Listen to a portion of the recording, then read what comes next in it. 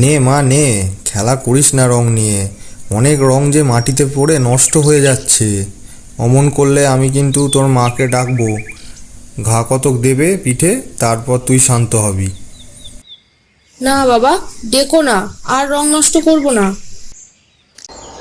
হ্যাঁ দাদু, তোমার থেকে অনেকদিন পর গল্প শুনবো, তাই জন্যই তো আমরা এসে অপেক্ষা করছি। বলো দাদু, আমাদের গল্প বলো দেখি। আচ্ছা, তোমরা সবাই শান্ত হয়ে বসো বাচ্চা। তবে এইবার আমি শুরু করি।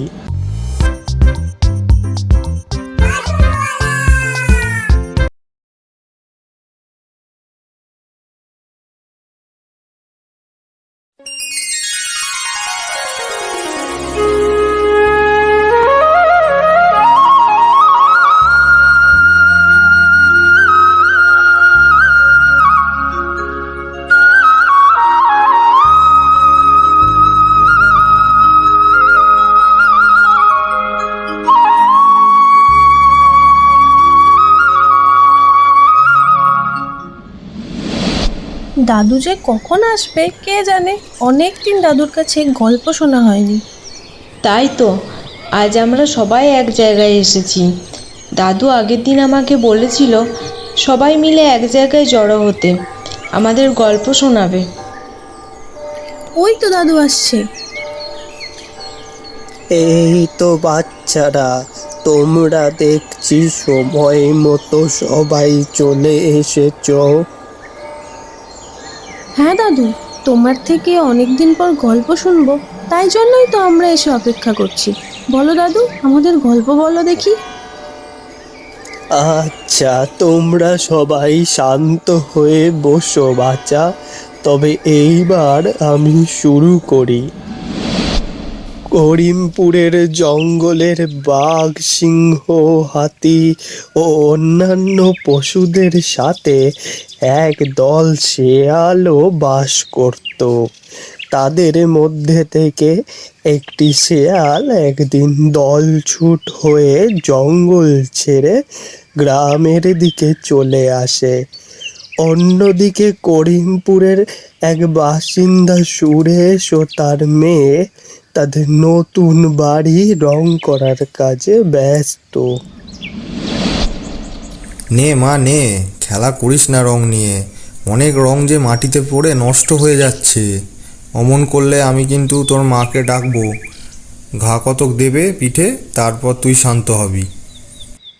না বাবা, ডেকো না, আর রং নষ্ট করব না। তারপর মেয়েটি খেলার ছলে দেওয়ালে রং লাগাতে শুরু করলো। আর এমন সময় সে দেখে ওই দেখো বাবা, তোমাদের রঙের ডাব্বার মধ্যে কি যেন একটা ঝাঁপ দিল। সুরেশ তাড়াতাড়ি করে গিয়ে দেখে একটা শেয়াল তাদের রঙের ডাবার মধ্যে ঝাঁপ দিয়েছে। সে শেয়ালটিকে তাড়াতে থাকে। তারা দুজনে তখন দেখে শেয়ালটা রঙের ডাবায় ডুবে গিয়ে তার রং বদলে নীল রঙের শেয়াল হয়ে গেছে। শেয়ালটা মনে মনে ভাবতে থাকে, বাহ, আমার তো গায়ের রঙই বদলে গেছে। বেশ ভালোই হয়েছে, আমি বনের পশুদের থেকে আলাদা দেখতে হয়ে গেছি। ওদের আমি ভয় দেখিয়ে রাখবো এমন যে ওরা আমাকে বনের রাজা বলে মানবে। হা হা হা হা হা। এরপর শেয়ালটা সেখান থেকে চলে যায় বনের দিকে।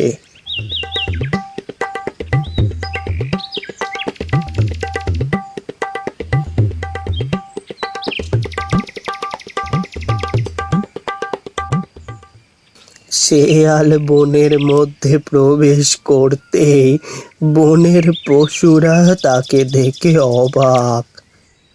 তারপর কি হলো দাদু? তারপর কি হলো? শেয়ালকে চিনতে পারলো তার বন্ধুরা? না, শেয়ালকে তো চিনতে পারলই না, উল্টে তাকে দেখে বনের পশুরা ভয় পেতে লাগলো। এমন নীল বর্ণের পশু তারা আগে কোনোদিন দেখেনি। এরা মনে হচ্ছে কেউ আমাকে চিনতে পারেনি। এদের তবে একটু ভয় দেখানো যাক। বনের পশুরা, তোমরা সকলে মন দিয়ে আমার কথা শোনো। এই জঙ্গলের রাজা আজ থেকে আমি। যে কেউ কোনো কাজ করার আগে আমার কাছে অনুমতি নিয়ে তবেই কাজ শুরু করবে। বনের পশুদের মধ্যে থেকে একজন হঠাৎ বলে উঠল, তোমাকে তো কোনোদিন এই জঙ্গলে দেখিনি, আজ হঠাৎ তোমার আগমন এই জঙ্গলে। তা তোমাকে আমরা রাজা হিসেবে মানতে যাব কেন? আমি এক বিশেষ প্রজাতির পশু, আমি চাইলেই তোমাদের শেষ করে ফেলতে পারি। এই সব শুনে জঙ্গলের পশুরা তাকে অত্যন্ত ভয় পেয়ে যায়। এমনকি বাঘ, সিংহ পর্যন্ত সেই শেয়ালের বশ্যতা স্বীকার করে তাকে মেনে চলতে থাকে। বেশ কয়েকদিন এইভাবে নীল শেয়ালের দাপটে বনের রাজত্ব চলতে থাকে। আহা, আমাকে কেউ চিনতে পারেনি, খুব মজা আমার। এভাবেই বনের রাজা হয়ে থাকবো আমি, আর সবার উপর দাপট চালাবো আমার। অন্যদিকে বনের পশুরা এক জায়গায় জড়ো হয়ে আলোচনা করতে থাকে। কিভাবে এই নতুন প্রাণীর রাজত্ব থেকে মুক্তি পাওয়া যায় বলো তো সিংহ ভায়া? কোথা থেকে যে উড়ে এসে জুড়ে বসলো, আবার আমাকে বলে কি যে আমাদের শেষ করে দেবে। ওর এত ক্ষমতা! আমার রাজত্বটা কেড়ে নিল গো হাতি দিদি, আর কি বলবো বলো। না, এভাবে তো চলে না বলো। আমরা যদি চুপ করে বসে থাকি, ও তো আরও পেয়ে বসবে। কি শেয়ালের দল, কি বলো তোমরা? ঠিক বললাম তো? একদম ঠিক বলেছেন। তা তোমাদের তো অনেক বুদ্ধি, তোমরা একটা বুদ্ধি বার করো তো দেখি। আমাদের মাথায় একটা বুদ্ধি আছে, তা বলি আপনারা শুনুন, যদি রাজি হন তাহলে প্রয়োগ করতে পারি। তা কি বুদ্ধি বলো দেখি। আমাদের যতদূর আন্দাজ ও আলাদা কোনো পশু নয়, ও আমাদের মতনই জঙ্গলের কোনো এক সাধারণ পশু। আর একটু জোর দিয়ে বলতে পারি, যতদূর সম্ভব ও আমাদের মতনই কোনো এক শেয়াল বা ভিন্ন প্রজাতির রূপ ধরে আসে। তা আমরা সবাই মিলে ঠিক করেছি, একদিন সন্ধেবেলা আমরা সব শিয়ালরা মিলে একসাথে ডাক দেব। যদি ও আমাদের সাথে ডেকে ওঠে তাহলে বুঝবো ও আমাদের মতনই এক সাধারণ শিয়াল। বেশ কয়েকদিন কেটে যায়।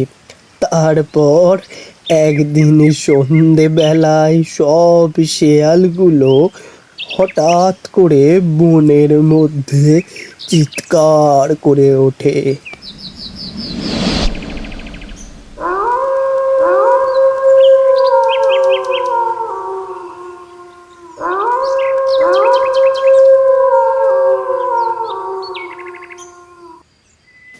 তাদের চিৎকার শুনে বনের মধ্যে থেকে নীল শেয়ালটাও চিৎকার করে ওঠে।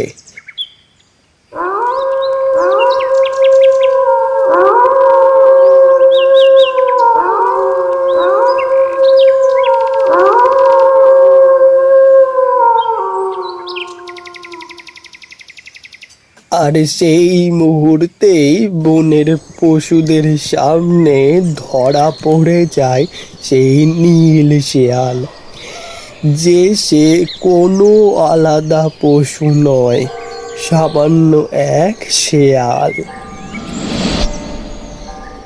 তার এই চালাকির জন্য বনের পশুরা রেগে গিয়ে তাকে বন থেকে বিতাড়িত করে, আর সিংহ তার রাজত্ব ফিরে পায়।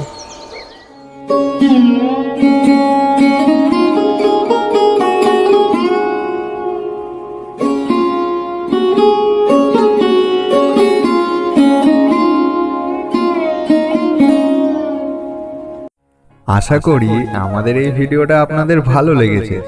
এইরকম নতুন রোমাঞ্চকর ভিডিও পেতে হলে আমাদের চ্যানেলটিকে সাবস্ক্রাইব করে নিন আর লাইক, কমেন্ট, শেয়ার করতে ভুলবেন না কিন্তু।